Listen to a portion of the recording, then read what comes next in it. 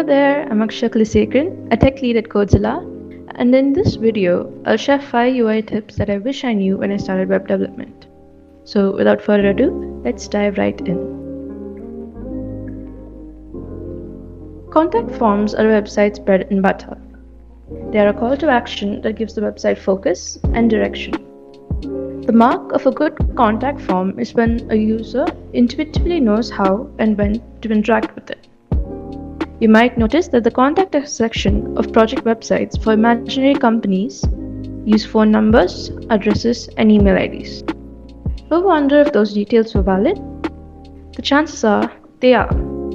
In the movie Bruce Almighty, Morgan Freeman, who played God, called Bruce with a number starting with 777, which, unfortunately, was a valid number.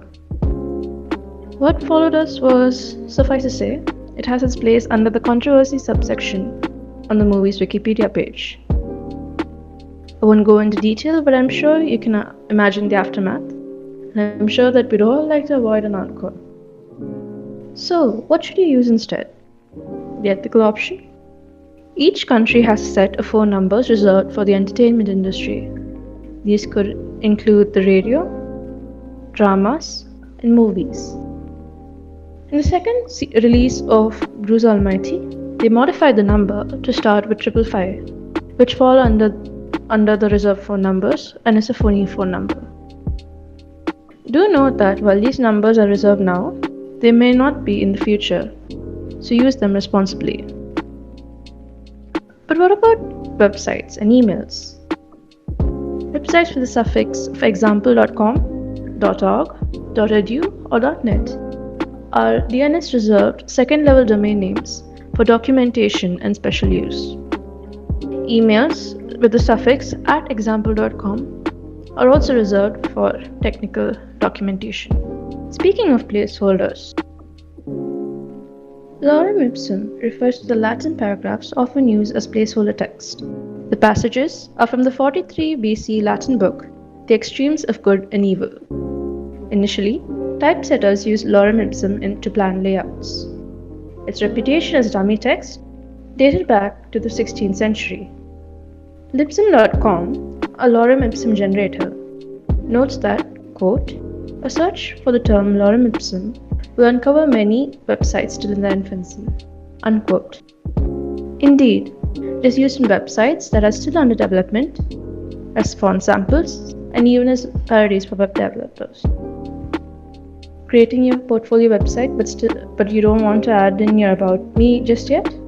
Just slap in a paragraph or two of lorem ipsum and you can come back to it later. Speaking of text snippets, each text snippet, each music score, and each video clip comes with its own set of terms and conditions. It's no surprise that it's the same with images. It's something that each newbie to design learns sooner or later. You can't use images of Google willy-nilly. Sure, there are workarounds. You could appeal for fair use or get the author's authorization, but it's often more effort than it's worth. Ideally, you'll be working with photos you've taken or digital art that you've designed. You could also consider commissions. And actually, there are stock photos from sites like Shutterstock. Personally, I prefer Unsplash, Pixels, and Pixabay. These websites offer free, copyright-free graphics for both commercial and non-commercial use. Cool, right? Oh, but while choosing your photos, don't forget the color scheme. While choosing the color scheme, there are a few things that you should keep in mind. Limit your color scheme. I know it's hard, but I would advise using 5 or fewer colors. Many banger websites use just 3: the BG color, the font color, and the emphasis. This can be a bit tricky though. Make sure you have enough contrast between the font and the background. Use bright colors like red and yellow for highlights and emphasis. Keep the color theory in mind. Try to use analogous and complementary colors as and when possible. And if it feels like it's too much, if it's overwhelming, use a color palette. Sites like Canva, colors.lol, and COOLORS.co give good sample space to the experiment. Oh, and if you're using CSS, do take advantage of the variables. It is much easier to make minor modifications. And my last piece of advice would be keep things simple. Less is better than more. A picture is worth 1,000 words.